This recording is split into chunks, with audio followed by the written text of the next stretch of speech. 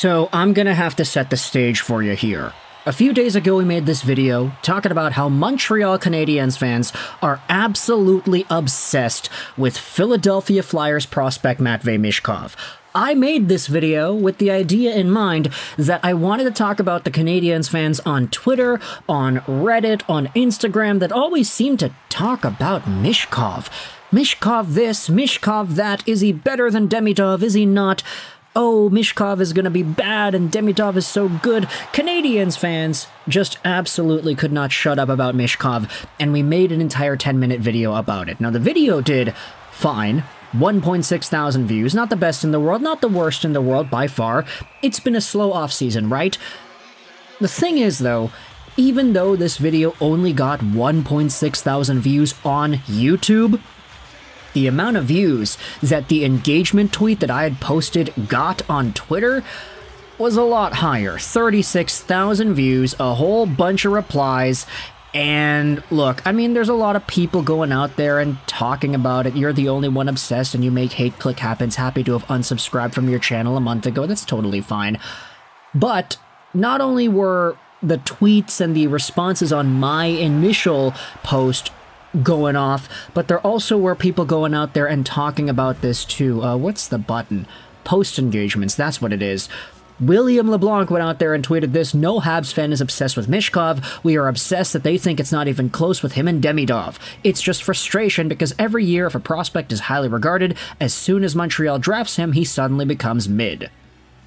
And this tweet popped off too. 30,000 views on this one, 43 replies, 119 likes, a lot of people going out there and kind of taking a look at this graphic and my thumbnail as bait on the internet.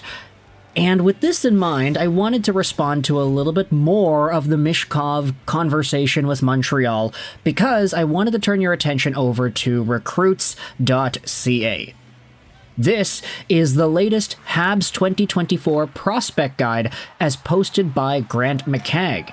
It talks about Ivan Demidov, it talks about Michael Hage, and also included in this little piece is a Nick Bobrov interview. You can see it's the third point on the also page. Bobrov piling up the unicorns. So Montreal Canadiens Director of Development of Scouting, Nick Bobrov, does get involved in the production of this article, or not really production, but there is an interview with him, and that is, of course, something that you should pay attention to if you're a Montreal Canadiens fan who wants to understand what's going on with the team and the guy who's pretty much accounting for when it comes to the draft picks.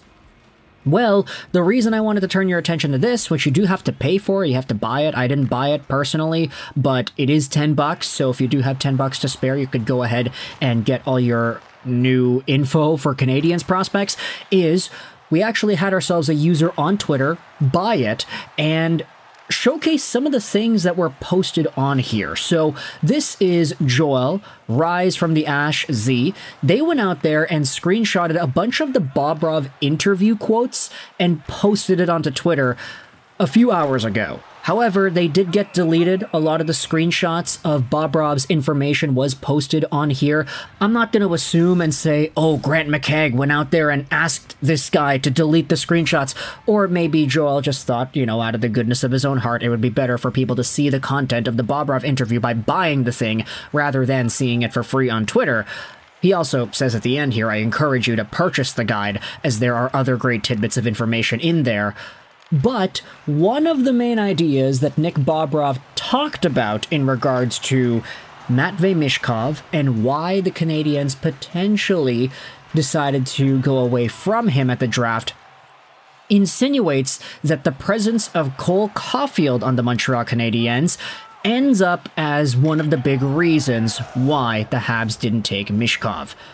Essentially, you know, I don't want to paraphrase it too hard, put direct words in the guy's mouth because, you know, we don't have the quotes in front of us. It was deleted by the guy who posted it on Twitter. Essentially, the Montreal Canadiens chose Cole Caufield over Matvei Michkov.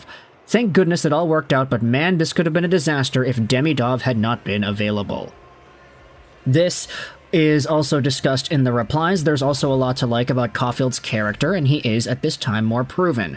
We will see that after his shoulder had recovered over a year, and that his shooting percentage hopefully will return to a rate comparable to 2 years ago. I understand why the Canadiens would have preferred him over Michkov, but I still think it would have been disastrous. Reinbacher, Iginla definitely wouldn't have been enough.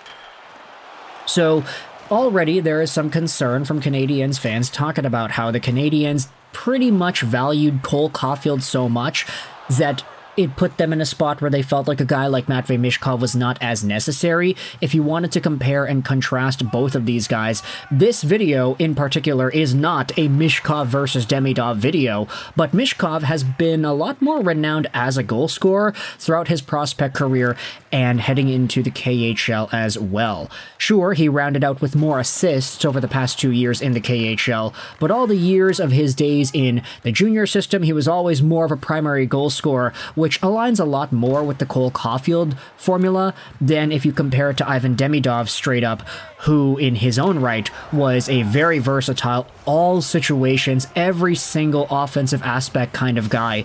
He was a very good playmaker, he could score some goals. Demidov and Michkov are not the same player, nor do they have any form of a similar style of play.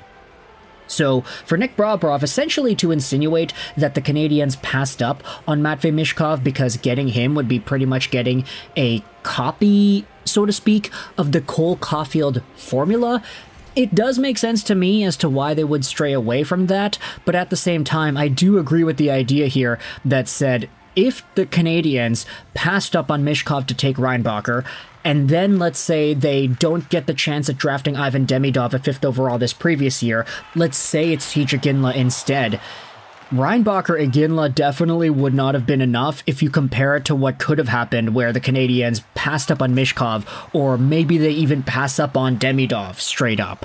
Like, those conversations would have been insane. You already talk about the Montreal Canadiens missing out on guys in the past. I mean, 2018 is the big one that comes to mind. Jesperi Kotkaniemi was there. They was taken, but the Canadiens could have had Quinn Hughes. The Canadiens could have had Brady Tkachuk. In 2019... Cole Caufield, that's a fine pick, no problems about that. In 2020, Cayden, no problems about that, he's been fine. In 2021, Logan Mailloux, yeah, he could have made some debates as to what could have happened at that time. And then some of the other picks a few years down the road, Slafkovsky, Reinbacher, and then eventually Ivan Demidov. Demidov has the highest ceiling, by far. But if the Canadiens, for some reason, were able to get Matvei Michkov as well, if they decided to take him in the 2023 NHL Draft, bearing the potential, I don't want to say attitude issues, bearing the similarity in playstyle to Cole Caufield, then it would have been a pretty big trip for Canadiens fans to see Michkov and Demidov on the same squad. It is also interesting as well, because I do remember some stuff from last year where the entire Michkov angle was discussed about by Martin Lapointe. This was from 1 year ago. But this is a comment made by Lapointe. We did talk about this in a video. For sure, the fans would have liked a sexy pick, a guy who scores goals. We did not disdain his talent. He's very talented, competitive, he works well at the bottom of the ice. He added about Michkov. On the other side of the rink, it's a little worse, but you live with his mistakes. But also, there were so many unknowns. 3 years of waiting, so we leaned towards David. Man, that's not a good look, eh? 3 years of waiting? It's been 1 year. Either way, there are some comments from the Canadian subreddit a year ago, pretty much saying the same thing, that numerous reports on Michkov's attitude with his coaches and his teammates, that's something that the Habs would never comment on, but it might have played a role. Bobrov, during his press conference, also made a point of talking about how character was an important factor in the Canadiens' draft process, along with the speculation of him engineering his own landing spot at the draft.